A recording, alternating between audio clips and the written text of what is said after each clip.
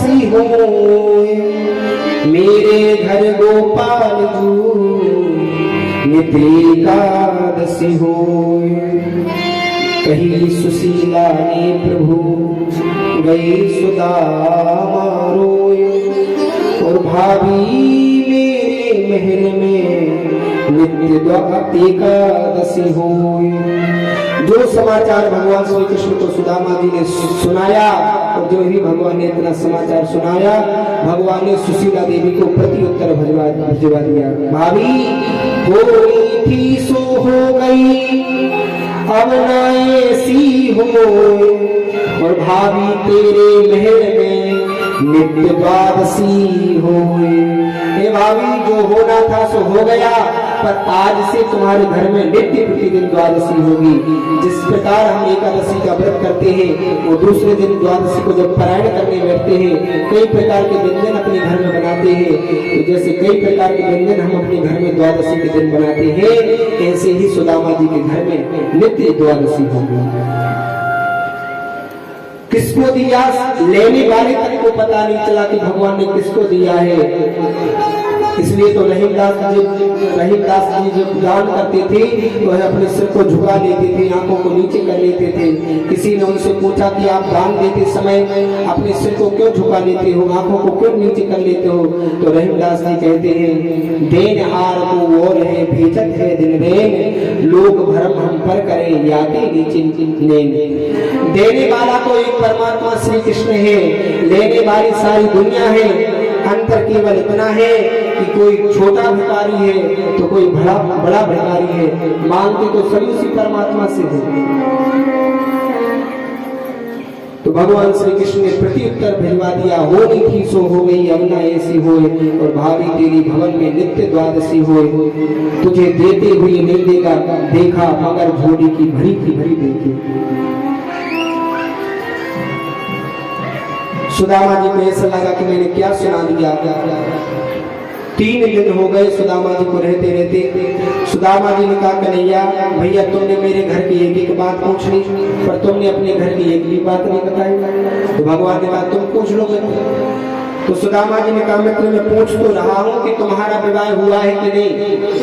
भगवान ने कहा, बताएं क्या, घर में बैठे हो तो सीधे मिलवा ही देते हो। हाँ कन्हैया, ये बात अच्छी कही। तो भगवान ने बाहर आकर के रुक्मणी जी से कहा, रुक्मणी सभी रानी पटरानियों से कह दो दिव्य संत आए हैं हमारे घर में, सब आशीर्वाद लेने के लिए आ जाए। तो महाराज सबसे पहले रुक्मणी जी आई, और रुक्मणी जी ने जो ही सुदामा जी महाराज को प्रणाम किया, महाराज जी नमो नारायण प्रणाम। तो सुदामा जी ने ढेरों आशीर्वाद दिए, सौभाग्यवती हो, पति प्रिया हो, पुत्रवती हो। और पीछे से सत्यभामा महाराज जी नमो नारायण प्रणाम। तो सुदामा जी देखने लगे कन्हैया की ओर, कन्हैया ये कौन आ गए हैं? कन्हैया ने कहा, मित्र ये भी हमारी धर्मपत्नी है। अच्छा, तो दो विवाह कर रखे हैं, सौभाग्यवती भव, पुत्रवती भव, पति प्रिया भव, ढेरों आशीर्वाद दिए। पीछे से जामवती जी आ गई, महाराज जी नमो नारायण। और जो ही प्रणाम किया, फिर देखा कन्हैया की ओर, कन्हैया ये कौन है? भगवान ने कहा, मित्र ये भी वे है। अच्छा, तो 3 विवाह कर रखे हैं, सौभाग्यवती भव, पुत्रवती भव, पति प्रिया भव, ढेरों आशीर्वाद दिए। पीछे कालिंदी आ गई, महाराज जी नमो नारायण। फिर देखा कन्हैया की ओर, कन्हैया ये कौन है? भगवान ने कहा, मित्र इस समय तुम्हें जो भी प्रणाम करने आए समझ लेना सब वे है। अच्छा, तो 4-5 विवाह कर रखे हैं। भगवान ने कहा, मित्र तुम आशीर्वाद दे रहे हो, आशीर्वाद देते समय गिनते जाना कि कितने हैं। ठीक कहा मित्र। सुदामा जी ने सोचा कि होंगे कोई 10, 50, 100, 200, 1000, 2000, पर महाराज वहां तो बड़ी लंबी लाइन लगी है। सुदामा जी आशीर्वाद दे रहे हैं, पुत्रवती भव, पति प्रिया भव, सौभाग्यवती भव। तो महाराज देते आशीर्वाद देते हाथ थकने लगे, गिनते खोपड़ी चकराने लगी, बोलते मुंह थक गया। तो शॉर्टकट आशीर्वाद देने लगे, भव भव भव भव भव। और महाराज जब 5000 के ऊपर संख्या पहुंच गई तो सुदामा जी ने पूछा, कन्हैया सच बता कितनी और बची है? भगवान ने कहा मित्र अभी तो आधी भी नहीं हुई। सुदामा जी ने कहा मित्र तुमने कर दिया कल्याण। 5000 को आशीर्वाद देते देते हाथ थक गए, गिनते गिनते खोपड़ी चकराने लगी, बोलते बोलते मुंह थक गया, गला बैठ गया। तो बताना कितनी है? भगवान ने कहा मित्र मुझे कहने में बड़ी शर्म लगे कितनी है, लेकिन तुम पूछ रहे तो बता देता हूँ। पूरी संख्या है 16,108। सोई सुदामा जी के नीचे से धरती खसक गई। अरे कन्हैया भैया बचपन से ही तेरी लीलाएं बड़ी विचित्र हैं।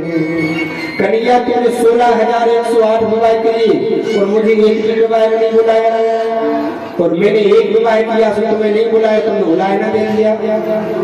भगवान ने कहा मित्र यदि विवाह होता, यदि रीति रिवाज से विवाह होता तो सबसे पहले रिश्तेदारों में आप ही आती, लेकिन जब भी विवाह हुआ है तो सीधे विवाह हुआ।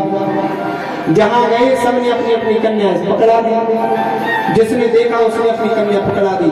जहां गए तो सीधे विवाह हुआ है। अब हम तुम्हें कैसे बुला सकते थे? सुदामा जी कहने लगे अरे कन्हैया भैया तेरी लीलाएं बचपन से ही बड़ी विचित्र हैं। इस प्रकार सुदामा जी महाराज 3 दिन तक वहां रहे, और जब जाने लगे तो भगवान ने कहा मैं तुम्हें कैसे रोक सकता हूँ। सुदामा जी जाने लगे। सुदामा जी सोच रहे कि आया था कुछ लेने देने को, पर लेने देने की कोई बात ही नहीं हुई। सुशीला दरवाजे पर बैठी होगी, ज्यादा नहीं तो सोच रही होगी कम से कम एक साड़ी लेकर के तो आएंगे ही आएंगे, पर अपने राम जैसे आए थे वैसे ही चले जा रहे हैं। कन्हैया में चला।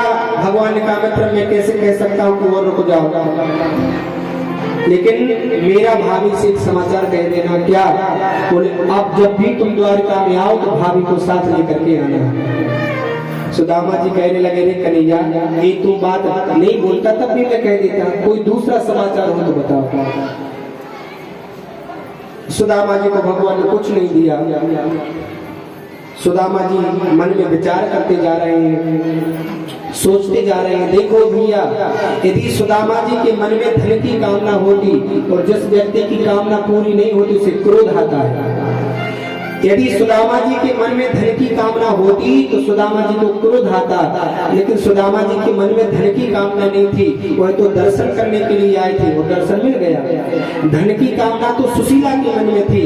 सुदामा जी अपने मन में विचार करते जा रहे हैं, क्या हम दरिद्रा पापीयान क्या कृष्णाश्री निकेतना, कहा हम दरिद्र पापी सुदामा और कहा वो द्वारकाधीश भगवान श्री कृष्ण।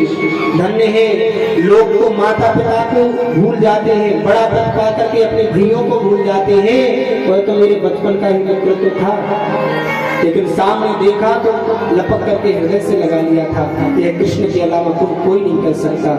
सुदामा जी कहते हैं भगवान से प्रार्थना करते जाते हैं, हे प्रभु यह संसार भले ही छूट जाए पर आपका द्वार नहीं छूटना चाहिए।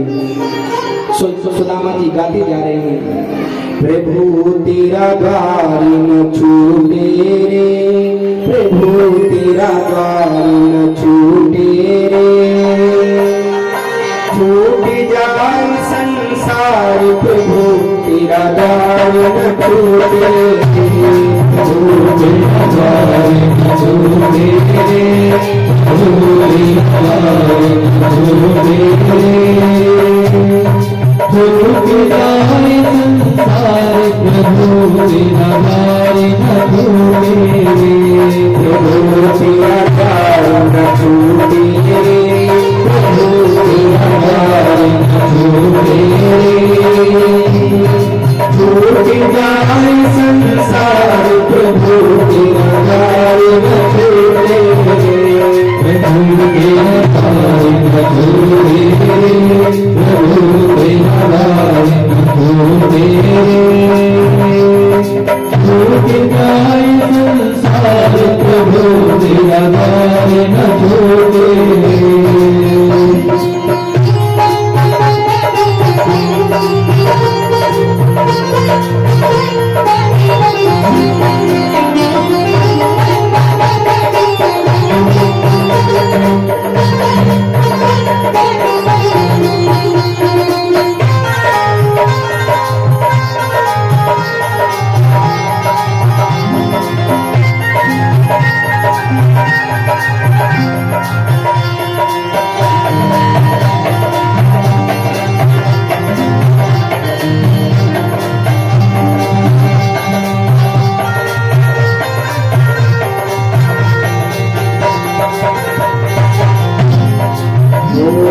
बंधु छूटे बांधव छूटे बंधन छूटे बंधु छूटे बांधव छूटे बंधन छूटे बंधु छूटे बांधव छूटे बंधन छूटे बंधु छूटे बंधव छूटे बंधन छूटे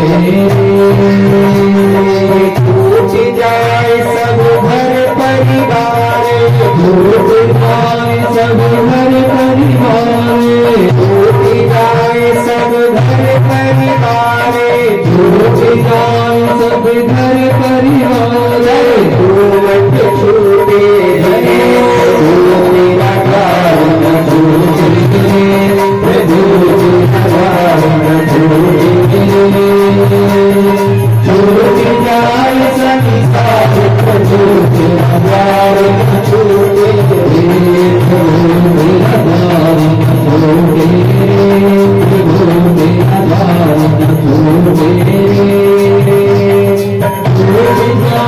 संसार प्रभु हमारे न छोड़े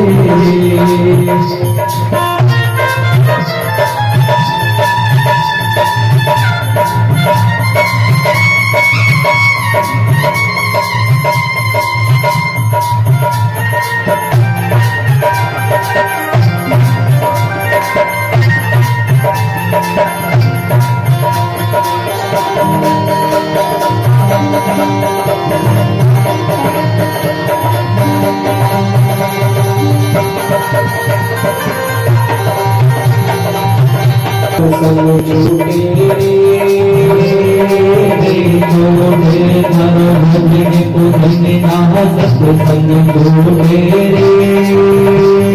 नहीं छूटे हरि सेवा चाकरी छूटे हरि सेवा चाकरी नहीं छूटे हरि सेवा चाकरी छूटे हरि सेवा चाकरी दर्शन छूटे रे जय हो नारायण छूटे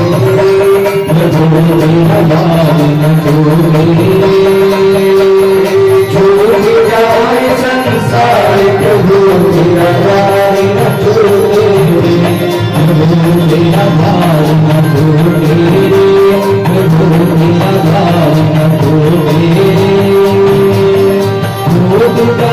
संसार प्रभु तेरा न छूटे प्रभु तेरा द्वार न छूटे प्रभु तेरा न छूटे प्रभु तेरा द्वार न छूटे प्रभु तेरा न छूटे ओम भक्तवत्सल भगवान की जय हो।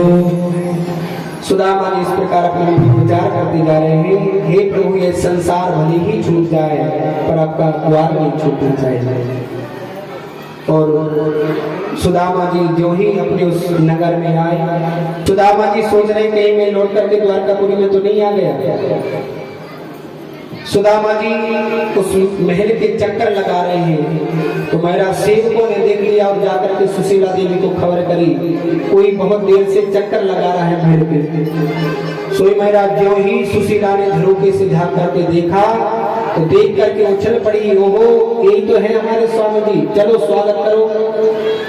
तो महाराज सुशीला देवी ने सुंदर 16 श्रृंगार किए और सोने की थाली सजा करके जो ही सुदामा जी के पास में जाने लगे, सारे सैनिक साथ में चल रहे दास